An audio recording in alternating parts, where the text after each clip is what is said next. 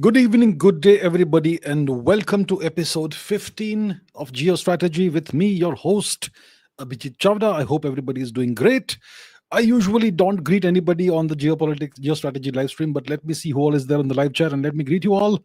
A few of you at least. I can see Ankita, Avinash, Durgesh, Rudransh, Ajinkya Pawar, Ayush Singh, Dhruv Duria, Kanish Kaushik, Durgesh, Der Kaiser, Sagar Thorat, Priyanshi Sood, Krish R, Magic One, Daivik Shriyan, Vladimir Putin is there saying Jai Shri Ram. That's great. Ashwin Ramachandran, Shri Ramachandraya Namaha, Spurti Utturi, Namaste, Quasar, Anonymous, who else? Aditya Gaikwad, Tanmay Deshpande, Niru, um, Vineet Prajapati, Quasar, Chaitanya, Advait, Om Khambekar, Aboard Soul, Jagdish Mali, Nipuran, Shashank Kaushik, Hensi Penguin, Suryansh Kapil, Israel and Bharat Civilization, Moba Menace, Abhinav Arora, Richard, Hemant, and so many other people. So yeah, thank you so much for all of you for being on the live chat on this live stream.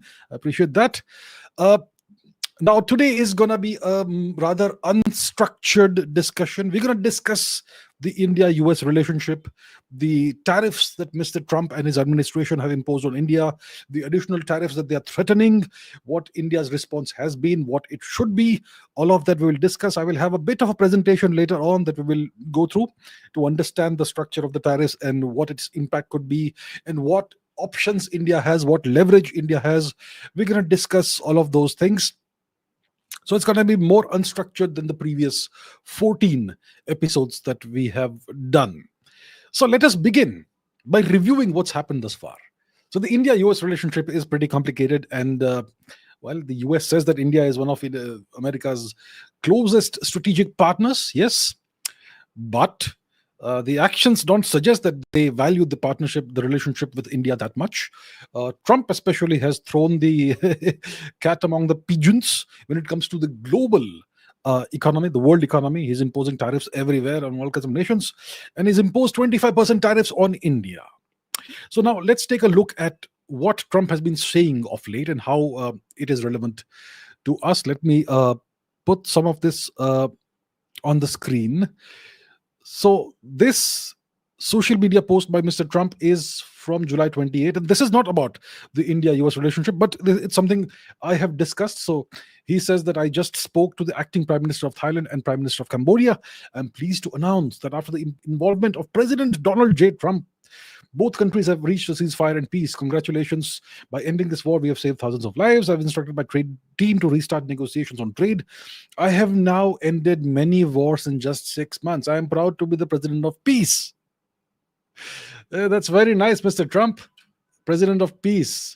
So this is something we had discussed, and I've done at least 2 episodes on the Thailand Cambodia issue. So Trump claims that he has achieved peace over here and ended the war. And obviously, the main war that he claims to have ended is the India-Pakistan Operation Sindoor issue. Now, what else do we have? Now, this is where we come to the business end of things. So Trump says that this was on July 30. Today is August the 1st. So he put out this social media post on Truth Social the day before yesterday. He says that, remember, while India is our friend, we have over the years done relatively little business with them because their tariffs with the capital T are far too high, among the highest in the world. And they have the most strenuous and obnoxious non-monetary trade barriers of any country. Also, they have always bought a vast majority of their military equipment from Russia and are Russia's biggest buyer of energy along with China at a time when everyone wants Russia to stop the killing in Ukraine. All things not good, all caps. India will therefore be paying a tariff of 25% plus a penalty for the above. Yeah, starting on August 1st, which is today. Thank you for your attention to the matter, MAGA. So Trump has imposed 25% tariffs on us. Plus, he says that there's going to be a penalty, and the penalty is not discussed over here. What this so-called alleged penalty will look like, he is not saying that. But that's what he is saying. Can we make it like this? Is this better? Maybe this is better. Yeah, so he says that there's going to be a penalty on India, and so on. So that's his second tweet, right? That's what we saw. Now there's more. Now he has to land some Pakistan jibes on India. So here is another social media post from July 31st. Says that we are very busy in the White House working on trade deals. I've spoken to the leaders of many countries, all of whom want to make the US extremely happy, because that's what everybody wants, right? This is our greatest aspiration, to make the US happy, right? So they want to make the US extremely happy. I will be meeting with the South Korean trade delegation this afternoon. South Korea is right now at a 25% tariff, and but they have an offer to buy down. Yeah. So to get the tariffs down, they have to buy something. I will be interested in hearing what that offer is. This reminds me of various scenes from that great movie series, The Godfather. He's acting like a mafia boss. We have just concluded a deal with the country of Pakistan, whereby Pakistan and the US will work together on developing their massive oil reserves. We are in the process of choosing the oil company that will lead this partnership. Who knows, maybe they'll be selling oil to India someday. So, allegedly, according to Mr. Trump, Mr. MAGA, Pakistan apparently has massive oil reserves. The Pakistanis must have woken up the next day and saying, they must have thought to themselves, really? We have massive oil reserves? Where are those? Let's go and where was that? And likewise, other countries are making offers for a tariff reduction. All of this will help our trade deficit in a very major way. A full report will be released at the appropriate time. Thank you for your attention to this matter. And MAGA, of course, make America great again. There you have. Then he has to launch more jibes at India. So let's take a look at what the next jibe was. So now he says, I don't care what India does with Russia. They, that is India and Russia, can take their dead economies down together for all I care. We have done very little business with India. Their tariffs are too high. Tariffs with the capital T, too high, among the highest in the world. Likewise, Russia and the US do almost no business together. Let's keep it that way. And then he issues a threat at Dmitry Medvedev, and tell Medvedev, the failed former president of Russia, who thinks he's still president, to watch his words. He's entering very dangerous territory. So once again, acting like a mafia boss, essentially issuing a threat to Mr. Medvedev. So he's saying that India's economy is a dead economy and Russia's economy is a dead economy. Russia's GDP has been growing faster than the US GDP, despite all the sanctions the Americans in the West and the Americans and their Western vassals have imposed on the West, which India has refused to participate in, by the way. So, despite all these sanctions that the US and its vassals have imposed on Russia, Russia's GDP has grown. It's growing. And Russia's economy is actually doing well. So, dead economy, really? And India, dead economy? We are the fastest growing, largest economy in the world. So, what is Mr. Trump trying to do? First, he says that Pakistan has massive oil reserves. Does he not know that his words are taken seriously? He's the president of the US. Isn't the president, the alleged leader of the free world, supposed to choose his words wisely and not spread misinformation? Not sure what he's trying to do, but today we are in a situation where the so-called alleged leader of the free world, you can't believe what he says. Pakistan has massive oil reserves, apparently. India and Russia are failed economies.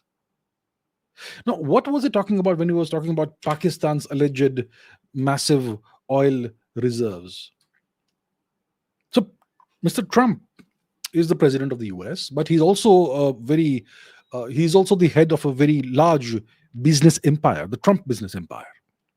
And well, if you look at his Truth Social, often you will see him promoting his business offerings. So he's the current president of the US, but he's also actively doing business. Isn't that supposed to be something you don't do while you're the president? While you're the president, you're supposed to be the president only. Otherwise, it's a conflict of interest. When you are using the bully pulpit, like they say, the post of the presidency of the US, to part time do business, and you have your entire family who's involved in the business. Isn't that a conflict of interest? It's not supposed to benefit you. It's supposed to benefit every single action that you take. Is supposed to be. It's supposed to benefit your country. It's not. You're not supposed to spend even 1 second of your life during those 4 years as president taking care of your business. But here we have this, and I have discussed this at least in 2 episodes in great detail. In great detail,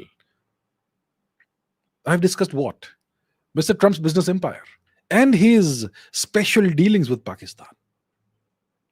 So, what are his dealings like? I would recommend that those of you who are interested should watch those episodes. I don't remember the episode numbers, but you can check it out. I've only done 14 episodes of Geostrategy before this. So it's in 2 of those episodes that I've discussed Mr. Trump's business empire and his dealings with Pakistan. So his business empire is investing in Pakistan, significant investments in Pakistan. They're investing in Pakistan's allegedly massive oil and gas sector. They're investing in Pakistan's whatever rare earths, minerals they have. And they're also investing in Pakistan's nascent cryptocurrency sector, right? Cryptocurrency sector. So the Pakistani cryptocurrency sector did not exist until about a couple of weeks before Trump's business empire announced their tie-up with Pakistan. And of course, Mr. Trump's representatives are being given the red carpet treatment by the Pakistani military, which runs the country. And the Pakistani military is a mercenary organization. They have no allegiance to their country. The country is a resource that they extract. And they are very happy to sell their country off parcel by parcel to whoever will make them super rich. So they're willing to have Mr. Trump and his businesses exploit the country's resources. Go ahead, please, sir, full support. Please take everything. Take everything our country has to offer. Take all the oil and gas from Balochistan.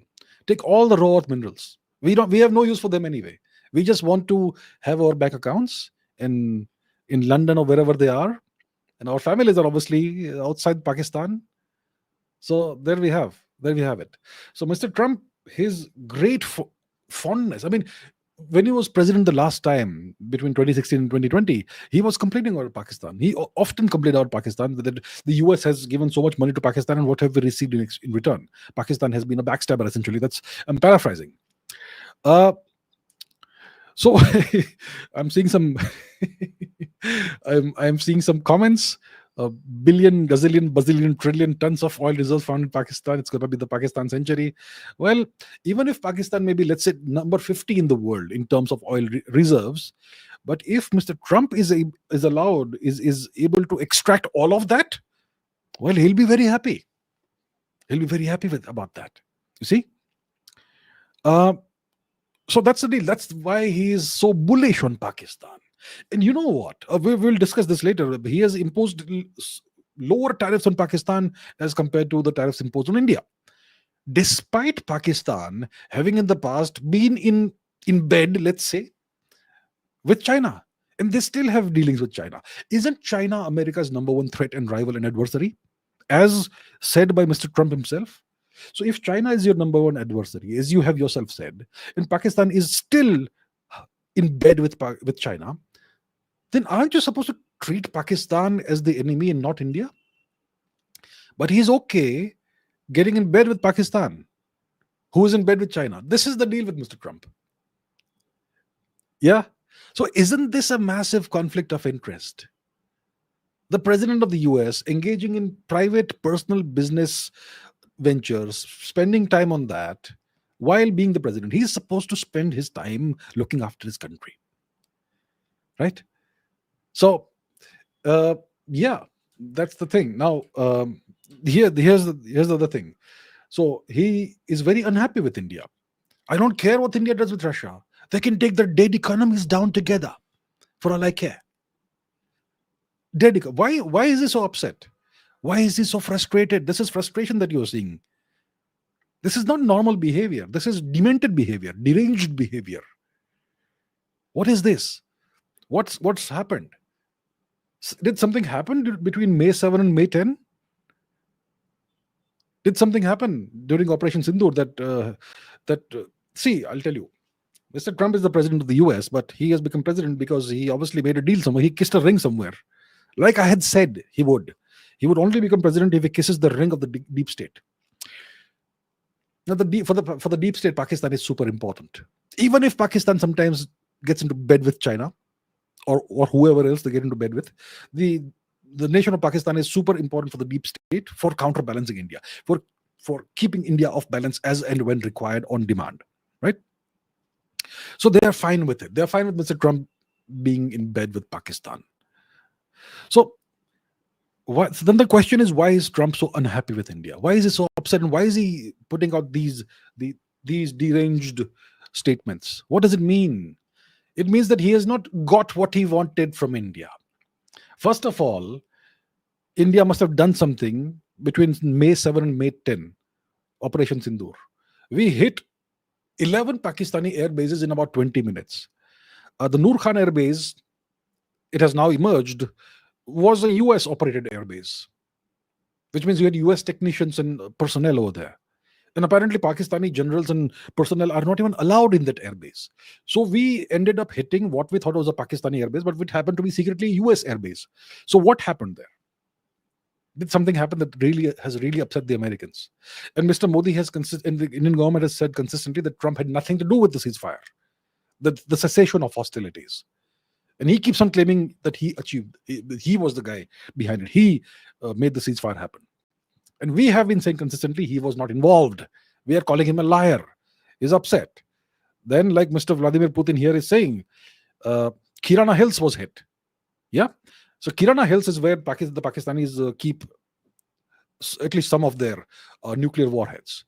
Now, it's also very likely, my friends, that the so-called Pakistani nuclear deterrent, it's most likely, in my opinion, I don't have evidence, but I understand patterns. In my opinion, the Pakistani nuclear deterrent is actually American nuclear warheads given to Pakistan to counterbalance India. That's most likely the case. And if we hit the Kirana Hills where they store these nuclear warheads, and if there was the destruction of several warheads and leakage of uranium, plutonium, whatever, that would again upset the Americans. Right? Yes, no? Yes, of course. So that's one factor. One of the factors, but not the entire set of factors that has upset the US. So this would upset the US, the defense establishment, the Pentagon, the deep state, all of that. Right? But why is Mr. Trump? So first of all, that will contribute to Mr. Trump being upset. That's one. Secondly, we have called him a liar because he's been lying that he was the guy behind the ceasefire. There was no phone call between Mr. Trump and Mr. Modi in that period of time. So we have called him out that you are lying, sir. You did not achieve the ceasefire. So he's upset about that. Then India has not bowed down to Mr. Trump and shown sufficient deference. We have not shown sufficient deference to Mr. Trump. Right? It's not enough for Mr. Modi to be very warm and very, very friendly with Mr. Trump and treat Mr. Trump with great respect. He expects our leader to go down on his knees. Well, that's not going to happen, sir. Right? It's not going to happen. So Mr. Trump is very upset. And not literally on your knees, but figuratively. Which means that when we have trade negotiations, we have to accept all of the Trump administration conditions. That's called being deferential. And we did not do that. We are negotiating hard, and they're really upset about that. They're really upset. So that frustration has led Mr. Trump to put out tweets, social media posts like this. We have negotiated hard, right? What else did we have? So we have been negotiating really hard. We have not bowed down to the US. We have not accepted all their maximalist demands. Their approach has been absolutely maximalist. There's no such thing as very maximalist. It's maximalist means the highest possible. So the Trump administration's approach has been maximalist. Make huge demands and then bring it down And then said that, look, we made huge demands, but now we have come down, so we are reasonable. Aren't we reasonable? Aren't we reasonable? Aren't you entertained? Right? So it's like, let's say you have two partners in a negotiation, and one partner, two people in a negotiation. One person wants to sell his company, make an exit, and the other person wants to buy the company. Or let's say one person has a company. I have a company. I'm running a company. And there's this guy who comes in and he says that, you know what? I want to buy off your company. Now, I don't want to sell my company, but this guy wants to buy it. So then what I can do is I can make a maximalist demand. I can say, yes, I'm willing to buy the company. It will cost you $100 trillion. I'm willing to sell it. It will cost you $100 trillion. That's called a maximalist demand. Something that can't be reasonably, in any reasonable situation, achieved. So Trump has been making maximalist demands. And what's the bone of contention? We have actually agreed to many of the demands the Americans have made.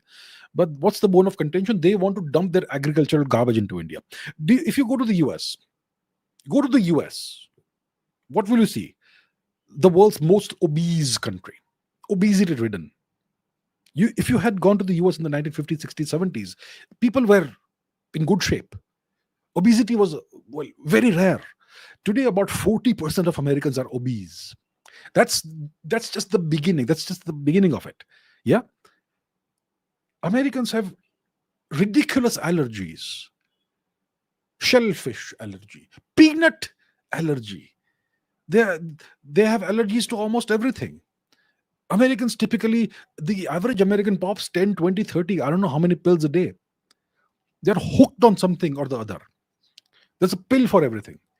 Why is it so? Because of the US genetically modified agricultural products and all the garbage that they are making their people eat. Americans will tell you, you spend a week in Italy, you're going to lose weight, even if you eat the same amount of food. But the moment you come back to the US, you're going to start putting on weight again. So all of that garbage, they want to dump into India now. It'll destroy India's the health. So we are resisting that. And there are GMOs, genetically modified organisms, which are very dangerous. And secondly, all these GMOs will be patented, which means that anytime let's say you buy American GMO wheat, and let's say our farmers then plant some of those wheat seeds in the farms, then the US will demand royalties because it is their patented genetic garbage. That's what they want to essentially enslave India. They are trying to employ East India Company tactics. And that's what the Indian government is resisting. And that's why Trump is so upset. And you know what it means? It means that India is not a US vassal. If Trump was very pleased and he would say nice things, what would it mean? It means that India has become American vassal. We have bowed down to them and we have given in, but we have not. The government of India is resisting. It is standing up for itself. It is prioritizing its national interest. And that's why Trump is so mad, upset. That's why he's so upset. This is something that we should be happy about. Yeah, of course, it's going to cause pain. The tariffs, the American tariffs. They're threatening 500% tariffs. Okay, by the way. Yeah. So that's why Trump is so mad. He's very upset. Very, very upset, sir. Very upset. What else is Mr. Trump saying? Let's put some more of his wonderful literary feats over here. Tariffs are making America, this is from July 31st. Tariffs are making America great and rich again. So this was at 3:58 p.m. US time. This was at 9:30 a.m. So in the morning he wakes up and he tweets against India and Russia. Very upset. Now he tweets this or posts this on Truth Social, his version of Twitter. Tariffs are making America great and rich again. They were successfully used against the US for decades, and coupled with really dumb, pathetic, and crooked politicians, we're having a devastating effect on the future. Not VR, but where. Wrong grammar, Mr. Trump. We're having a devastating impact on the future and even the survival of our country. Now the tide has completely turned again under the visionary leadership of Mr. Trump. And America has successfully countered this onslaught of tariffs used against it. 1 year ago, America was a dead country. Now it's the hottest country anywhere in the world. Oh, yes, sir. America is the hottest country of all. Congratulations to all. So look what Mr. Trump is doing. He is unleashed a trade war against the entire world. He's using bullying tactics, arm twisting tactics against everybody, everybody, and that's what he's celebrating. That's what he's celebrating. When we'll look into the kind of tariffs they have imposed on Indonesia, on Japan, so on and so forth. We'll look into that, right? So that's the deal. So that is what's happening, and that's why Mr. Trump is so upset with India. Now let's take a look at some geopolitical analysis done by others, done by others. Okay. So first of all, let's take a look at, for example, something said by Mr. Vikram Chandra, who's an Indian journalist. Here we have it. What does it say? What does Mr. Vikram Chandra have to say? And we will critique this respectfully. Okay. No country on the planet knows how to play the US better than Pakistan. Penal tariff rates on India for buying some of its oil and arms from Russia. Pakistan literally runs its entire economy and defense as a Chinese satellite, 19% concessional tariffs. Don't be a member of BRICS, threats to the rest of the world. Pakistan is China's closest ally, no problem. Iraq, Syria, Afghanistan get bombed for terror links. Osama bin Laden was literally found in Pakistan, no consequences. Iran gets bombed for trying to build a nuclear weapon. Pakistan does go nuclear and also proliferates nukes across the world. All is good. I'm in genuine awe. Pakistan should run management seminars on how to pull this off. It could make billions of dollars. So that's what Mr. Vikram Chandra has to say, a very senior journalist who's been around for decades, I suppose. He used to be with NDTV. I don't know where he is now, but okay. So he says that Pakistan is playing the game. So what he's implying here is that Mr. Modi doesn't know what he's doing. And Pakistan is doing a great job. Yeah, that's what Mr. Vikram Chandra is implying. It's an implicit statement over here. He's not saying it openly. He's implying that in this long tweet or post of his on X. So yes, Osama bin Laden was indeed found in Abbottabad allegedly. We have never seen evidence of that, but that's what the Americans claim. But no consequences. Well, have you heard of ISIS? Have you heard of Al Qaeda? Who was fighting on behalf of the US against Mr. Al Assad's regime in Syria? It was ISIS and Al Qaeda fighting on behalf of the US. The US has no issue with terrorism. Pakistan was conducting terrorism against India for decades, wasn't it? And who was funding that? The United States. You expect there to be consequences for terrorism. Does the US have any problem with terrorism? The US has a problem with terrorism only when it is targeted at the US or US citizens. Please understand that. The US has no issue with terrorism when it's against someone else. You understand? So, Mr. Vikram Chandra, please understand that. I'm saying this very respectfully. I'm not criticizing you. I'm just critiquing the statement that you've made. Pakistan runs its entire economy and defense as a Chinese satellite, 19% concessional tariffs. We know that Pakistan has been in bed with China for a long time, on and off. Yeah, right now it's more of a US vassal than a Chinese vassal. But like I've said so many times, the US and China see eye to eye when it comes to India. So the US is okay with China using Pakistan as long as it is used against India, not the US. Pakistan is in no way being used by China against the US. It is being used, it is being leveraged against India, and the US is okay with that. Right? What else? Okay, Osama, we discussed. Don't be a member of BRICS, threats to the rest of the world. Pakistan is China's closest ally, no problem. Any other BRICS nations that are closely aligned with the US? Think of it. Can you think of it? Is Pakistan the only such nation? Come on, Mr. Vikram Chandra. We know what you're trying to imply here. Iran gets bombed for trying to build a nuclear weapon. Pakistan does go nuclear and proliferates nukes across the world. Pakistan is a nuclear vassal of the US. Pakistan most likely has US nuclear warheads. I have no evidence to back it up, but I am saying this. I'm convinced that Pakistan has American nuclear warheads. Do you think the Pakistani nuclear physicists are good, or and engineers are good enough to make a nuclear weapon? You really think so? Really think so? Really? And Pakistan, has it proliferated nukes across the world? Where so, please, sir? Where? So understand why Pakistan is exempt from US pressure, because it's a US asset, it's a US vassal. Right? So that's one thing I would want to critique. Now let's critique another piece of geopolitical analysis, this time by my colleague Velina Chakarova. This is by Velina. Once again, I am critiquing what she has said. I mean, absolutely no disrespect to her.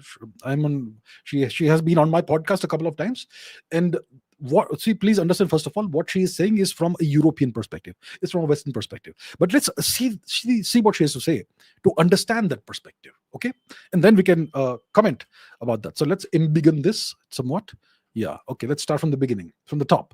So Velina says Trump's 25% tariff on India is a sharp escalation, but not the lowest point in US India ties. Correct. India of 2025 is not the India of 2000. Absolutely correct. A call between Modi and Trump is very likely. This is strategic, not punitive. We'll see about that. Yeah. Yeah, it's quite likely that there could be a call between Mr. Modi and Mr. Trump. Now, I would not want a call between Mr. Modi and Mr. Trump. Do you know why? Because we should allow the negotiations, trade negotiations, to proceed at the lower levels. You see, at the lower levels, when you have bureaucrats and diplomats conducting the negotiations, what will happen? You can take tough stands against the US. You can stand up for yourself, and you can have the bureaucrats and the diplomats negotiate tough and hard. But Mr. Modi and Mr. Trump have a different relationship. And when they talk face to face or phone to phone, Mr. Trump can make maximalist demands, and Mr. Modi, it would be improper of Mr. Modi to deny Mr. Trump's requests, let's say.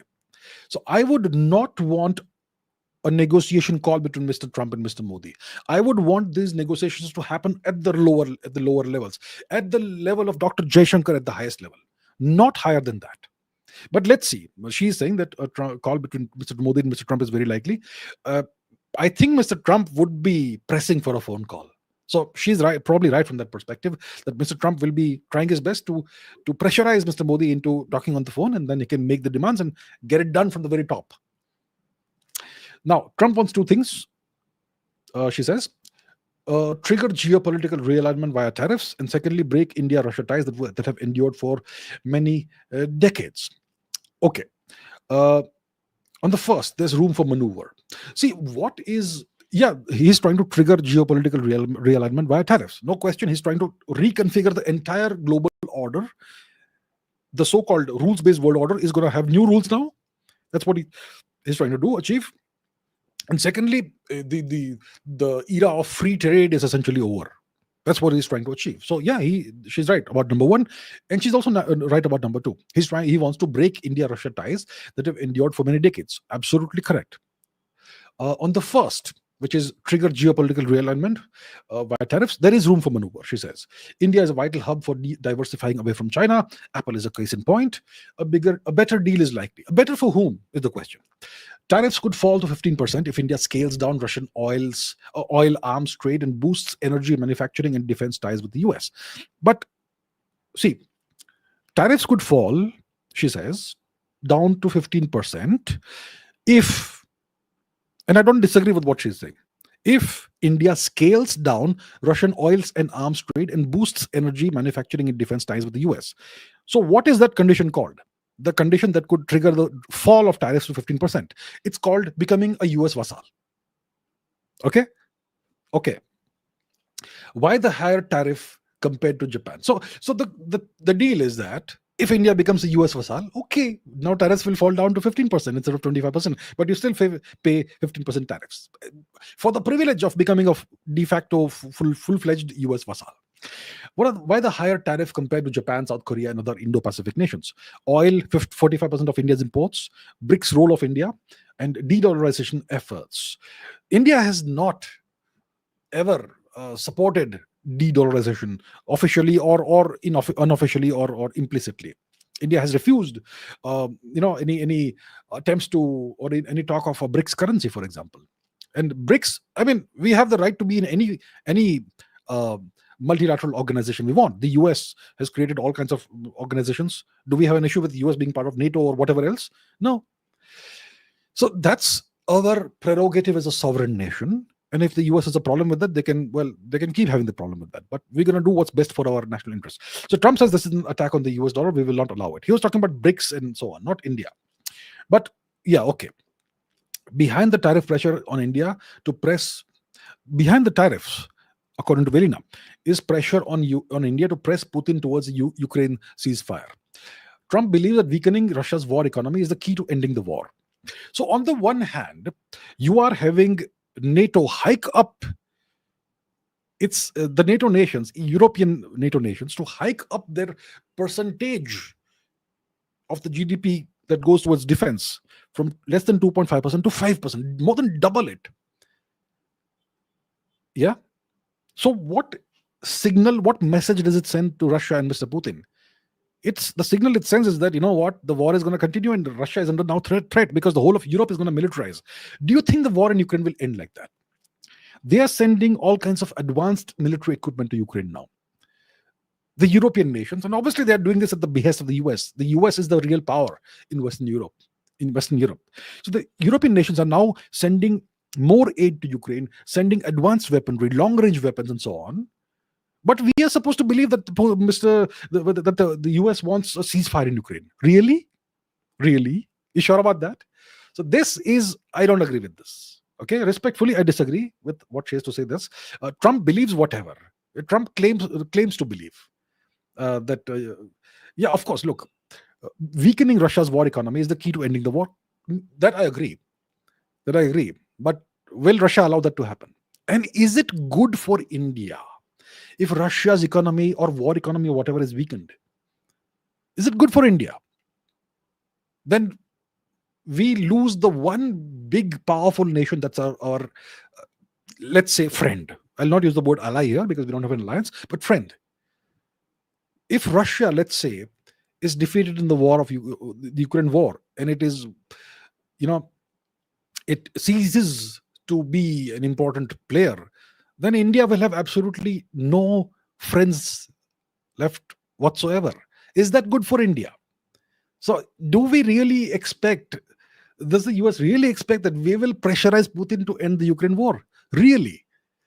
I don't think that's the case. The reason for the tariffs is to weaken India. Why is the US doing this? Not to press India to press India to press Putin to end the Ukraine war.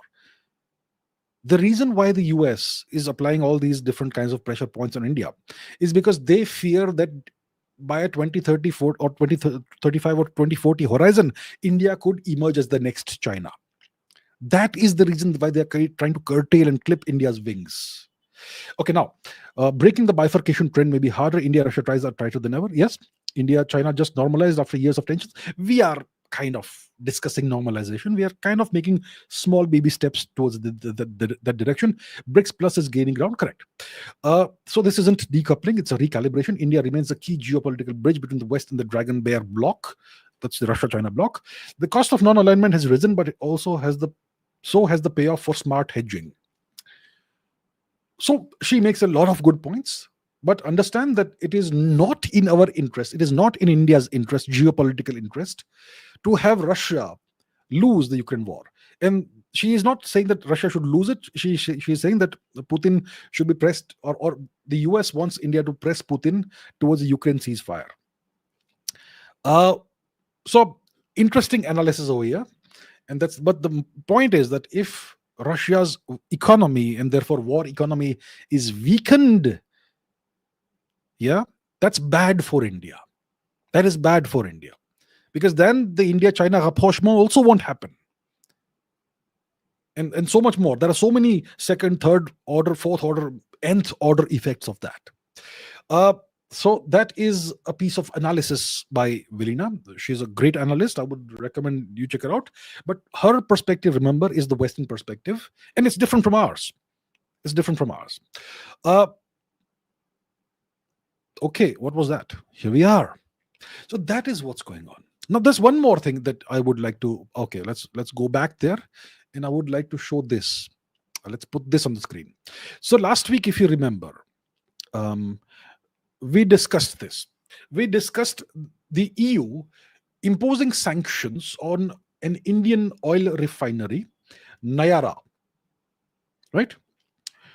This is a company that has significant Russian involvement, I think 40 something percentage of it is owned by Russia. And so the EU has imposed sanctions on this Indian company. It's an oil refinery, and it's importing crude oil from Russia, and so on. Now, what's happened? So the EU has imposed sanctions on Naira, but here's the deal: uh, Microsoft, which is an American company, blocked access, uh, system access to Naira and access to Naira's own data. Right now, what does Microsoft have to do with the EU sanctions on Naira Energy? And can Microsoft unilaterally block access to a company that has paid for its services? Just unilaterally for no legal reason, legally defensible reason. So and then apparently the blockage was removed or something. But you see, this is what happens. Microsoft is an American company, and this is something that could increasingly happen in the future. That if India takes actions that are seen by the US as not being in American interest or going against American interest, then all kinds of actions could be taken. And that's a threat that all nations are essentially under. So this is another piece of news, development that is relevant, pretty relevant. So this is what's happened thus far. Now let's take a look at the presentation part of today's. Let's take a look at this. So I made some forecasts a month ago, and we're going to take a look at whether any of these forecasts have to any extent materialized.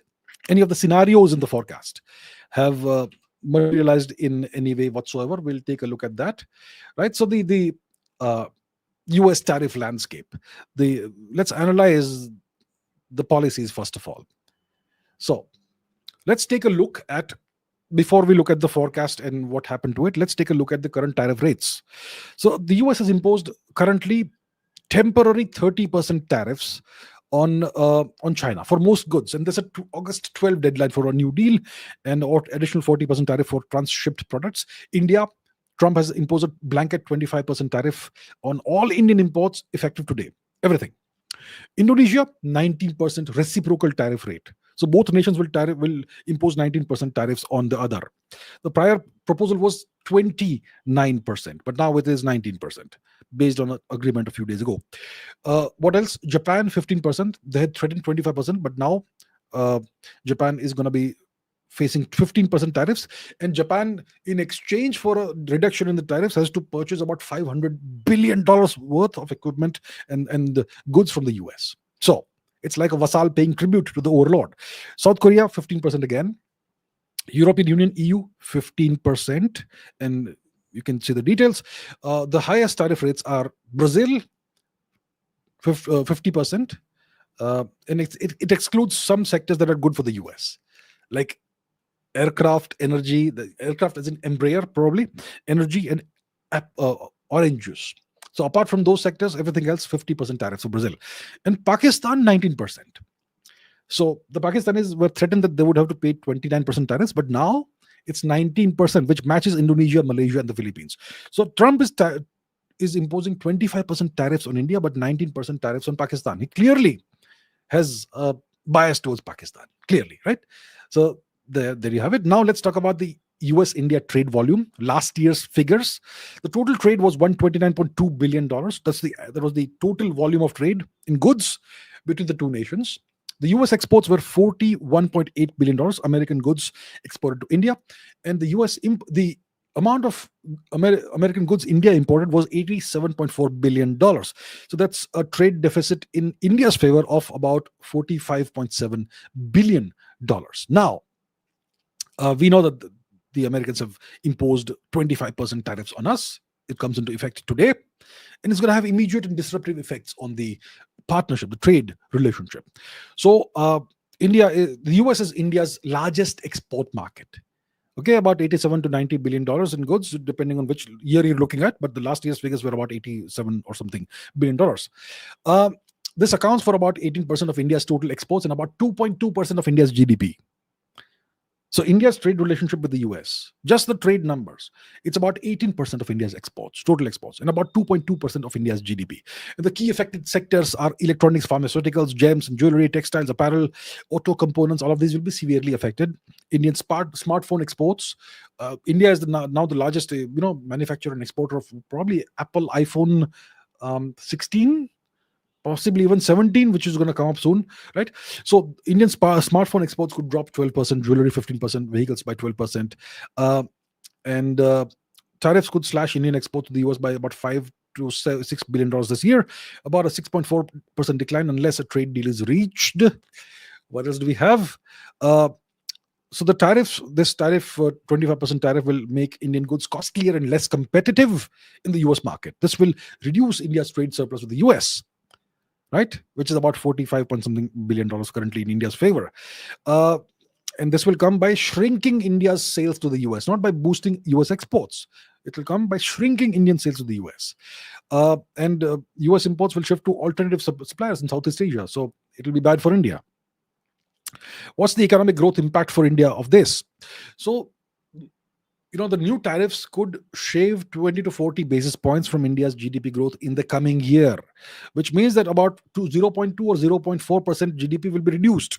So if it was supposed to be, let's say, 6%, the GDP growth, it will now be 5.8% to 5.6%. So that's going to be the impact on the Indian GDP growth in the coming year. So that growth range was forecast by the RBI and the finance ministry to be about 6 to 6.5%. So now it will reduce by 0.2 to 0.5%. And if the Americans impose more penalties like Trump has threatened, like we saw, then the negative impact could be larger, right? Because we are purchasing Russian oil and Russian defense goods. Stock market reaction is kind of little bit negative, not very large reaction, but it's been kind of negative. All the sectors exposed to US trade like IT, pharmaceuticals, textiles, auto have been, you've seen some decline in that. And there is investment uncertainty because naturally, right? So negotiating tactics. Tariffs are seen as both a negotiating tactic and a signal about US displeasure with India's continued partnership with Russia. So they want to break India free of Russia. They want to isolate India completely, right? And in the Indian agricultural market is allegedly closed, and they want to dump their genetically modified garbage into India. So India is resisting that, and that's why these tariffs are a negotiating tool, obviously. Both countries are maintaining diplomatic channels, obviously, right? India is not going to say India is reacting maturely. India is going to focus on protecting key domestic interests, national interests, and continuing the negotiations. So hope remains for a negotiated settlement, possibly with lower tariffs sometime later in the year, but we'll see about that. So there are tough sticking points, and the Americans are making maximalist demands, which is a problem. So India is facing a 25% blanket tariffs. India is facing that. The Japanese are facing 15%, Indonesia 19%, Vietnam 20%. So it puts Indian exporters at a competitive disadvantage relative to all these peers in Asia, which may divert further business away from India. And that's the whole point of doing all this, right? Immediate effects: export reduction, substantial reduction in Indian exports to the US. Job losses: India may see job losses in various sectors that are exposed to US exports. Downward pressure on India's GDP growth, and bilateral strain on both the nations, the relationship between the two nations. Now, does India have any leverage, my dear friends, in these trade negotiations? Does India have leverage? That is the question. And actually, India does have significant leverage. Let me reorient the screen. Let me change the size of this and we'll take a look. What leverage, my friends, does Bharat have? Is it that the US can just get away with arm twisting India and making all kinds of ridiculous demands? Or does India also have leverage? And that's what we want to see. So let me show you what leverage India has. It's not like we don't have any leverage. So economic leverage, Service export market. India controls a 150 plus billion-dollar services export market to the US in IT, in BPO, business process outsourcing, and so much more. Um, Many, actually, most major US corporations, Fortune 500 companies, etc., Microsoft, Google, every single Fortune 500 company, these companies, these corporations depend heavily on Indian tech talent and service centers. India supplies approximately 40% of the generic drugs to the US market. Any restriction on this will create an immediate healthcare crisis in the US and a political backlash for Trump. So that's the economic leverage that India has. Um, Strategic retaliation options. So India could impose reciprocal tariffs in the US, right, on US goods. We could potentially target politically sensitive exports from key US states, agricultural products, aircraft parts, energy exports, then visa restrictions. So the US depends on India's H1B visa talent. India could restrict or even revoke H1B visa processing, which would cripple US tech sector operations within months. There's no replacement for the Indian H1B visa talent. They keep on moaning about Indian H1B visas. Well, if we revoke the H1B visas and ask everybody to come back home, it's going to be a disaster. It will cripple US tech sector operations. Not within months, actually, rather immediately. But yeah. So because the US tech industry employs hundreds of thousands of Indian professionals who are the heart of the matter. They can't be replaced. They can't be replaced. Geopolitical leverage. Well, we are part of the Quad. The US needs us in the Quad. The US is positioning the Quad as an anti-China alliance. So India can withdraw from the Quad alliance. India could restrict American military access to Indian facilities, right? Refueling facilities, transshipment facilities, so on. The F-35, it was a British F-35, but even US F-35s can refuel in India and stop in India wherever required. Then India could pivot towards deeper economic integration with Russia and China. That's always an option that we have. Then we are members. We are a member of many multilateral organizations and forums like the G20. We could block US initiatives in these forums like the G20. India's position in the Indo-Pacific, like I said, is irreplaceable for US strategy against China. Yes, we know that. And we could explore alternative economic partnerships. We could accelerate trade agreements with other blocs like the EU. I mean, we recently did a trade deal with the UK. Great success. Yeah. So if we can achieve a good, fair, equitable, reasonable trade deal with the UK, why not with the US? It's because the US is taking maximalist stances, right? So India could accelerate these trade agreements with the EU, further with the UK, with the Middle East also, where we have great relations, right? We could look for alternative corridors like the IMEC. Well, we could turn it into an alternative to US trade routes. We could integrate better and deeper with BRICS nations in non-dollar trade mechanisms. This would reduce US economic influence. Then asymmetric responses. India could potentially target US digital companies' operations in India by restricting data localization, by increasing compliance requirements, or limiting market access for various firms. US tech firms see India as their largest growth market. And this creates significant leverage for India. It gives us a lot of leverage. We may not realize it, my dear friends. And you know what? 500% tariffs, like what's being threatened right now, that would be economic mutually assured destruction. India's leverage lies in exploiting critical dependencies that make extreme measures such as 500% tariffs self-defeating for the US. Right? So my point is, India has a lot of leverage. It's not like India is some helpless nation. Like Velina said in the tweet that I showed, this is not the India of 2000. This is the India of 2025. It's a whole different India. We have a lot of leverage. And that's why the US is so frustrated, because we have leverage and we are employing it. Now let's review my past forecast from a month ago. So the India-US relationship. And the forecast basically was that the confluence of extreme US trade pressure over Russian oil, unresolved border tensions with the US-backed Pakistan, also backed by China, and deadlocked US trade negotiations, which is still the case, will force India to make a decisive strategic choice. That's the gist of the forecast. And what were the scenarios? Scenario A. So this forecast, by the way, was made on the 1st of July. this year. That's a month before today. Uh, so scenario A, in my opinion, that in my assessment from the calculations based on my forecasting model, has, I said on July 1st, a 70% probability in a time horizon of 15 to 45 days. We are at the 30-day mark today, 31-day mark. And the key elements were limited trade deal before July 9 tariff deadline, temporary waivers for Russian oil sanctions, increased naval cooperation with the US, subtle distancing from Russia and China while maintaining energy purchases. And overall, US India relations would experience tactical tensions but maintain strategic partnership foundation. And India will secure a limited trade deal and obtain temporary waivers while increasing naval cooperation. That was scenario A, 70% probability in 15 to 45 days. Scenario B was a reluctant tilt towards the West, which means de facto vassalage to the US. India becomes a de facto US vassal. I said this would have a 15% probability over 30 to 60 days. We are at the 30-day mark today. Key elements: India will agree to cap or reduce Russian oil imports.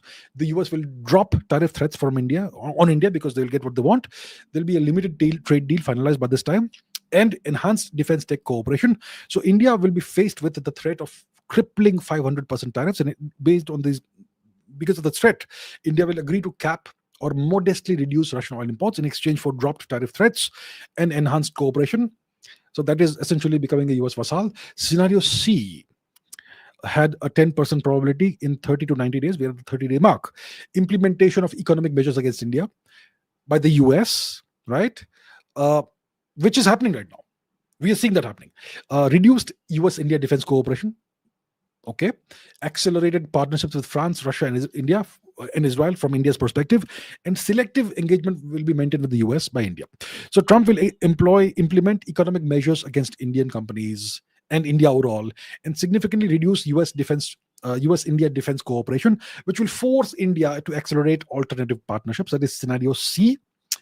And scenario D is that there'll be a surprise China de-escalation, 5% probability over 60 to 90 days. We are not at 60 days, at the 60-day mark yet. So China will seek to exploit the India-US rift, and seeking to exploit this rift, China will offer significant concessions to India on the border dispute, leading to de-escalation that will reduce India's security dependence on other countries and overall security threat scenario. This will cause India to have reduced dependence on the Quad. It will give India more maneuvering room to defy the US. Now these are the four scenarios. What's come true, what's not happened thus far. Okay, so this is the evaluation period, July 1 to August 1. Scenario A has not materialized. So what was forecast, limited trade deal with the US before the July 9 tariff deadline, or even the August 1 deadline, temporary waivers from Russian oil sanctions, increased naval cooperation with the US, and subtle distancing from Russia and China while maintaining energy purchases. What's really happened? The trade deal has failed. Complete failure to secure a trade deal. No agreement was reached by July 9 or even August 1. Secondly, no waivers. Trump has granted no waivers to India. He has imposed 25% tariffs effective August 1, and there's more August 7, with additional unspecified penalties for Russian oil purchases. Third, naval cooperation has been maintained with the US, but it's insufficient. It was not enough to prevent tariff imposition. And fourth, continued Russian oil dependence. India imported 1.5 million barrels per day from Russia in July, which is kind of down from 45% in June, but it's still there. So scenario A has not materialized. No, sir. No, ma'am. Not materialized. Scenario B, reluctant tilt to the West, which is US vassalage. It has not materialized. India has not agreed to become a US vassal. What was predicted as part of this scenario? Agreement to cap or reduce Russian oil imports. And in exchange for that, the US will drop the tariff threats in exchange for a limited trade deal, and enhanced defense tech cooperation, which will require India to give up its Russian connections in defense, especially. The actual outcome: there's been no capping agreement. Indian state refiners have paused Russian oil purchase in the final week of July, but this is most likely a temporary commercial decision rather than a strategic policy shift. Please understand that. Secondly, the tariffs have been implemented. 25% tariffs have been imposed on India despite the ongoing negotiations. And the US-India defense partnerships have remained active, but they have failed to influence the trade policy. So the scenario has not materialized. Scenario B, India has not agreed to become a US vassal. Scenario C, emerging. So this is a partially emerging scenario, multi-alignment. Let's take a look at this. Actual outcomes. So multi-alignment. So first of all, the 25% tariffs have been imposed. Additional penalties have been threatened. US-India defense cooperation is continuing robustly. India is making efforts to diversify its partnerships. Exercise Shakti military cooperation with France. 33 a factor of 33 times increase in arms imports from Israel in a new framework with Israel. Comprehensive economic and trade agreement was signed with the UK on July 24. And now there is energy diversification also. New agreements with the UAE, ADNOC, Abu Dhabi National Oil Corporation, with Brazil, Petrobras, and other suppliers during India Energy Week 2025.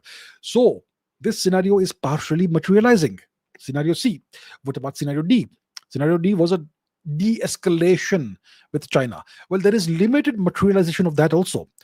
What was forecast was that China will offer border concessions. There'll be a de-escalation between India and China, and there'll be a reduced dependence as a consequence on the Quad. So what's happened thus far?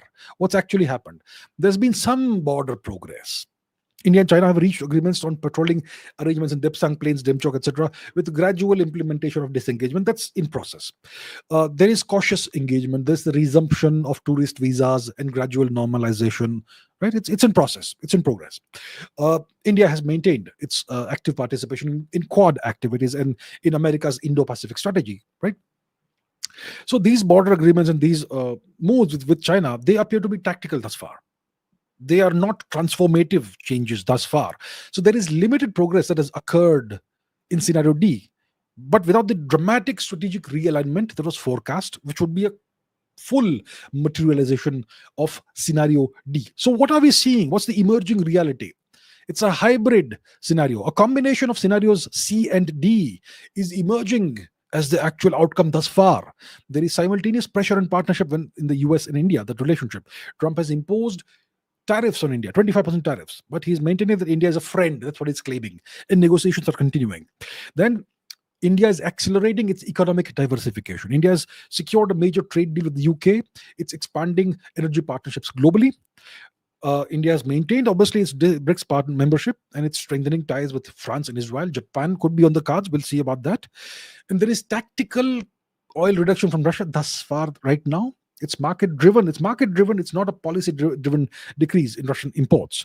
So we are seeing that a combination of scenarios C and D is emerging as the actual outcome. Key surprises in actual outcomes. India is diversifying rather rapidly. India's rapid pivot to alternative partnerships, the UK trade deal, enhanced Israel ties. It's occurring faster than expected, very rapid. India is actually acting with alacrity. The negotiations are persisting. The tariffs have been imposed by Trump, and India has responded maturely. We are responding maturely. We are continuing the trade talks. So this could be a negotiating tactic from Trump, and that's obviously my assessment. And there is a cautious engagement with China, and there is talk of RIC. There is renewed talk of RIC. China has always been the spoiler in the RIC. RIC in the possibility of RIC emerging as a genuine thing. But there's talk of RIC cooperation that's happening now. So looking forward, India is engaging in a complex balancing act. The current trajectory, my friends, suggests that India is engaging in a complex balancing act. India is simultaneously deepening ties with multiple partners, and at the same time, India is managing the American pressure. This strategy may prove either resilient or unsustainable. We'll have to see. So the next phase, the next 30, 60 days, maybe even end of the year, we'll see. This will determine whether this represents a temporary negotiating period which will lead to eventual accommodation with the US, which is closer to scenario A, or whether this will lead to a permanent shift towards multi-alignment under sustained American pressure, which is closer to scenario C. Right now, we are seeing the emergence of a mixture or combination of scenarios C and D. That's what we are witnessing. Now let me show you my tweet from, I think, yesterday. Here's my tweet, and this is what I said. Here we have it. The 25% tariff. One second. Let me put it this way. Give me a second, please. Here we have it. Let's make it larger, easier to read. So Trump made this big statement. Remember, India is our friend, blah blah. But we are imposing 25% tariffs. So this is what I said yesterday. The 25% tariff announcement is intended as leverage. It's not a final position. It's leverage. That's the Donald Trump playbook, right? The art of the deal. He starts with maximalist positions. So this is intended as leverage. It's not going to be the final position. And Trump's statements, rants, like I said, they indicate frustration. Like I explained in the beginning of this episode, they indicate frustration about the lack of success in vassalizing India. So the correct response for India is to stay calm, first of all, and that's exactly what the government of India is doing. Very calm, very mature uh, response thus far, and let our actions speak rather than our words. There's no point fighting verbally. There's no point having a war of words with Mr. Trump. No point. Absolutely no point doing that. Let our actions speak louder than our words. Lastly, I would like to say that whatever the relationship is going to be going forward between the US and India, it will remain an economic relationship. But whatever prospects the US had of drawing India closer geopolitically, geostrategically, and from a defense cooperation perspective, those prospects have evaporated. The US has taken Pakistan's side. It's continuing to take the Pakistani side. Right? This we saw in May during Operation Sindoor. And the actions of the Trump administration, they tell us that it is not wise to engage in defense cooperation with the US, with a nation that is officially on Pakistan's side. So whatever trust we had is gone. And the consequence of that, you saw yesterday in the news that came out. India has said officially, we are not interested in your F-35. What's the term I use for the F-35? Could somebody remind me in the live chat? What's the term? Flying trash cans. So we're not buying the F-35, but we need fifth generation fighter planes. So it's most likely going to be the Sukhoi 57, or maybe we could buy more Rafales, but not the F-35. Flying trash cans, no thank you. Whatever trust existed when it comes to defense cooperation is gone. It's over. And that's going to be a long-term problem. It's going to be a long-term issue. So, yeah, so that's the deal. So what options does India have? Let's conclude with this. What are the options that India has? I gave 4 scenarios. That kind of tells you what options India has. But there are more options. First is try and negotiate some kind of trade deal with the US. Start with the 25% maximalist stance, which is a negotiating position. It's for leverage. It's not a final position of the US. And try and achieve a trade deal without giving in to their maximalist demands, like opening up our agricultural sector and all that. Don't give in to the maximalist demands. Protect your national interest. That's what we'll do. But try and bring the tariffs down. So that is scenario A, some kind of negotiated settlement, negotiated trade agreement. That is the first thing. Second, let the tariff be at 25%. If they impose 500% tariffs, sure, respond fully. Let's have a proper trade war. Let's do it. And wait another 3 years. Trump has got 3.5 years left. Yeah, 3 years is not a big deal. It's not a big amount of time, right? That's another thing. That's the second thing we could do. Or the third option is become a vassal. The fourth option, that is not an option for us, which is scenario what? It was scenario B, wasn't it? Reluctant tilt to the West and de facto US vassalage. No, thank you. That should not happen. And it doesn't look like the government is going to go in that direction. And then there's always the possibility of better relations with China, which could give us a new combination, RIC. Yeah. So let's see. These are the options that we have in front of us. But one thing is clear, the trust, whatever trust may have existed with the US when it comes to defense cooperation is gone. It's evaporated. Not going to happen. So It's a work in progress. This is a developing situation, developing set of scenarios, and we're going to keep an eye on that in a variety of ways. So, yeah, that is it for today. I hope this was informative. I hope this helped you. Do let me know what you think in the comments below. And I look forward to seeing you in tomorrow's Ask Abhijit live stream, where you can ask me your questions and I'll take as many questions as possible. And I'll also have a live stream, Ask Abhijit, a super chat live stream on Sunday. So I look forward to seeing you there. Until then, take care, keep learning, keep asking questions, keep raising your standards, and I'll see you very soon. Thank you.